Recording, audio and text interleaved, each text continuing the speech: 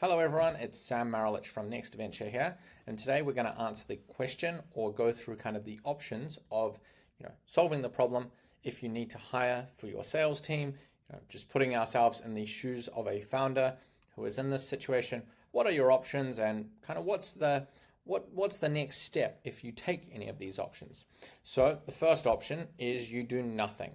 Now, this is kind of like I would say the default answer. But if we're honest with ourselves, it's not really a feasible medium or long-term strategy. At some point, you have to grow. At some point, you are going to have to build your team. Otherwise, you're just capped at your revenue, at a very, very low number. So it's not really an option, but I'm putting it there because I think procrastinating is kind of an option, even though it is like unfeasible over the medium and long term. Now, the second option is that you can do this yourself. With this, you need to decide whether or not you'll take an inbound or an outbound approach. And what I mean by that is, will you go out and find candidates and message them, or will you run job ads? Now, unless you have a background in recruiting, I would say the overwhelming odds are that you run a job ad because it is 10x less time commitment up front, and job ads are really cheap. If you're going to do this, the platform I most like for running job ads is LinkedIn. It'll probably cost you $200 or less, maybe $250. It's not a huge amount of money. I'm filming this in mid to late 2024. Right now it's not difficult to get maybe 500 applicants within 7 days of posting that job. Now, if we have these 500 applicants and we give each applicant a very generous 30 seconds of our time to look at their profile, you've just spent a bit over 4 hours looking at profiles, and we actually do need to look at all of them because the best candidate might be candidate 463. If we stop at candidate number 85, we'll never know. So 95% of the people that are going to apply are going to be unqualified. You probably want to reach out to the top 20. Maybe these people, fit the criteria that you actually started with. Maybe they didn't. We are kind of just playing luck of the draw who actually decided to apply today. The thing that's kind of interesting as well is you do need to reach out to about double the number of people you actually want to talk to, because a lot of people, it is the weirdest thing. They'll apply for jobs and they will not respond back when you say, hey, let's have a first call. So, you have 500 people, 95% of them are unqualified. So that gets us like 20, 25 people. And then we've got maybe 10 booked calls from this on the other end. Now, we've got a third option, which is you can hire an internal recruiter. Now, there are like 3 problems with hiring an internal recruiter.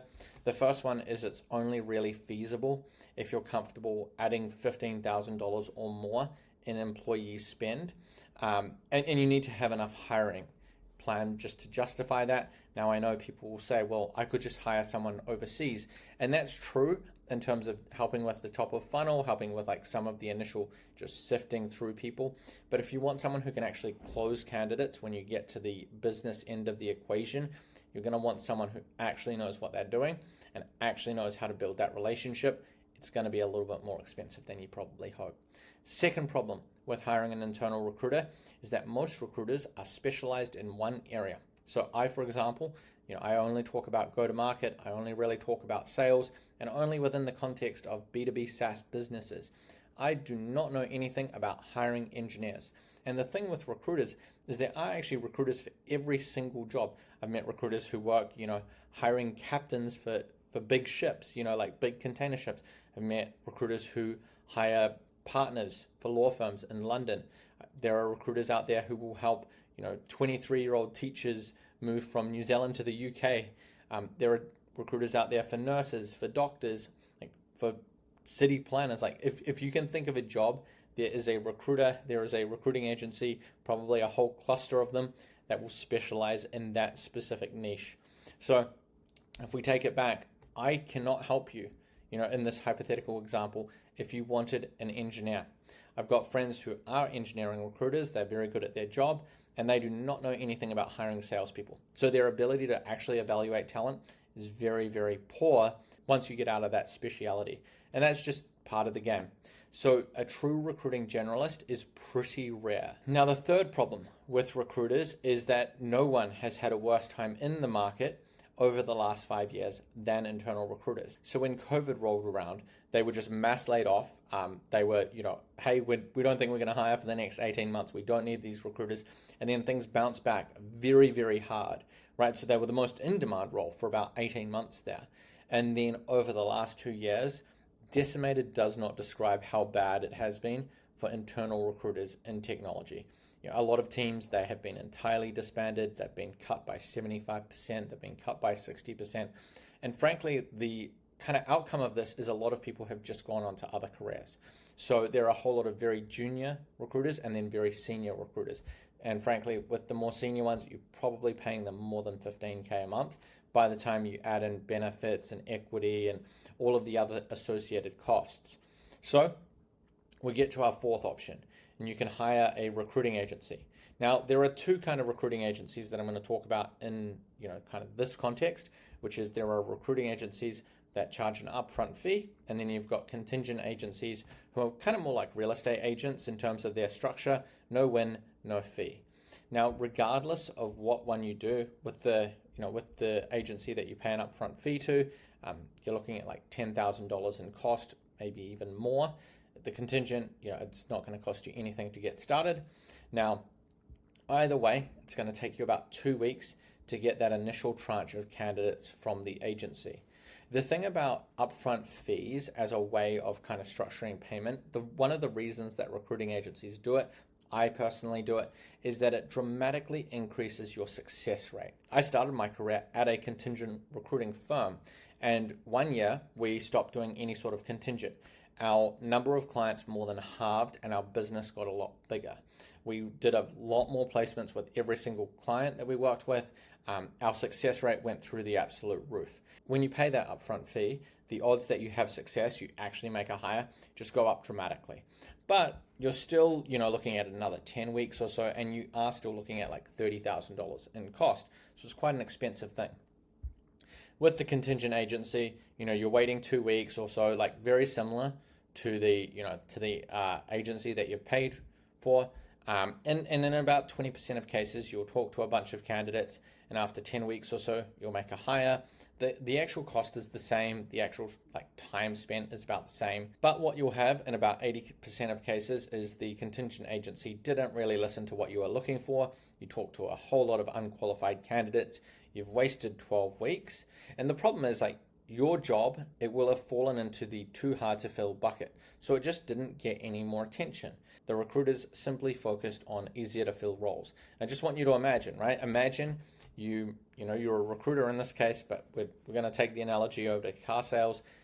You're selling either of these cars that, the Ferrari is mechanically sound, it doesn't have any issues, and the Toyota, also mechanically sound, doesn't have any issues, but they're both priced at $45,000. Which one would you rather sell for $45,000? I've personally made my choice, So what often happens where these recruiting agencies don't perform, it's just a case of zero commitment going both ways, right? Your role is too hard to fill. So why would I give it any attention? You're not paying me. I don't owe you absolutely anything at all. If your comp is low, if you're an unknown company, and if you're looking for difficult skill requirements, the odds that you actually get something out of a contingent agency are pretty low. So that brings us back to the case where we're started all over again, right? We know that option one is not feasible. Maybe you've already tried option two, and that's why you went with an external recruiter. You're not at the point where you can afford to hire that internal recruiter, but you've just had an awful experience with a recruiting agency. Or maybe you haven't worked with a recruiting agency before, but you think, I haven't met this person, I don't know how good they are, and paying 30 grand for a placement, it's a lot of money. Spending 12 weeks, that's a lot of time. There's really no way to test, right? Which is an issue. And that's where option number 5 comes through. I'm calling that 10 of the best. Now, what you get with option number 5, what you get with 10 of the best, is you get 30 candidate profiles. And these are kind of taking that second approach where, you're going outbound, you're finding candidates who match your specific requirements as opposed to relying on job ads. With this, you're going to get at minimum 30 candidate profiles. From that, you will book a minimum of 10 interviews. You'll get those 30 profiles within 5 business days, and it costs you $3,000 or 10% of the price of hiring a recruiter. So in terms of like the actual clear deliverables, you'll get links to 30 profiles. You'll also get messaging that's customized for you and your company. I've built this messaging out of a framework. The framework basically gets a reply rate of anywhere from like 25% to like 55+%.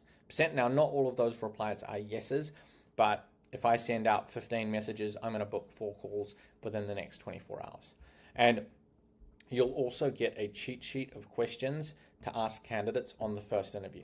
So this option, it's 10 times cheaper than working with a recruiting agency. It is 10 times less intensive than doing it yourself and running job ads. Now, you also have to remember the value of your time. So the value of an account executive's time, if you want them to close $1 million a year, is $773 per hour. You have to ask yourself, as a CEO, how much is that time worth? Now, you're probably thinking, what the hell, Sam? Like $773 an hour is a ridiculous claim. How can you back that up? Well, let's talk about an account executive with $1 million quota. There are 365 days in most years, but 104 of those days are weekends. We're going to say that this person takes 11 federal holidays. They also take 2 weeks vacation. They have 5 sick days. That gets us down to 235 work days. Now, if someone actually works 8-hour days, which I know not everyone does, that gives us 1,880 hours. But we need to account for a few things. Some of that time is going to be spent having a morning coffee, eating lunch, traveling, frankly, just wasting time. Like, that does happen. And then if we allow for 60 minutes of just essential meetings every single day, you are left with 5.5 hours of work time per day. That leaves us with 1,292.5 hours per year. And if we run the math on that, we get to $773 an hour. So if you spend 5 hours looking at people who click easy apply, you have burned $3,868. If you're a CEO, your time is probably worth more than that. So we've got some frequently asked questions. What if I don't get 10 interviews on the books? Look, you will continue to receive profiles until you book at minimum 10 meetings. If you haven't booked 10 meetings within 30 days of purchasing because the profiles and the messaging aren't working, you'll get a full refund. You might be saying, well, what if the candidates that get sent over aren't relevant? There's a try it twice or we'll make it right guarantee. So if you don't like the candidates that get sent over, we'll send you a second batch entirely for free. If you're still unhappy with the candidates that you've seen, you're going to be eligible for a full refund. And you might be saying, I don't have much time, I'm a CEO, I'm a founder, I've got a million other things on my plate. This is the most time-effective way of hiring for people. It will take you less than an hour total. Actually, half an hour if you want to outsource the scheduling parts to someone else. So the onboarding conversation, that'll take half an hour. That'll be with me directly. Then it's 15 minutes to message the candidates that you receive, and then another 15 minutes to book your meetings. Now, if you're like me and you see these insane unhinged recruiter messages, you might be thinking like, I care about my employer brand. That is not something I want. I understand. That's fair. Look, we'll write the messaging for you. It works. The messaging, it consistently converts candidates, but you'll be in control of sending it. So the entire way through, you are in control of the process. Now, you may want to watch a video where I go through and I start looking at candidates for OpenAI. They have a sales leader for the education vertical. If you want to see what this would look like, for a specific role, and obviously every single role is unique. You're not getting like a templatized batch of 10 candidates that are going to get 100 different messages. So take a watch of that video. The link will be, I think, just up there. If you'd like to speak with me and learn some more, there is going to be a link below to a page that has a bit more detail. There's also a link below to a direct calendar schedule as well. So I'll speak to you soon. Have a great rest of your day.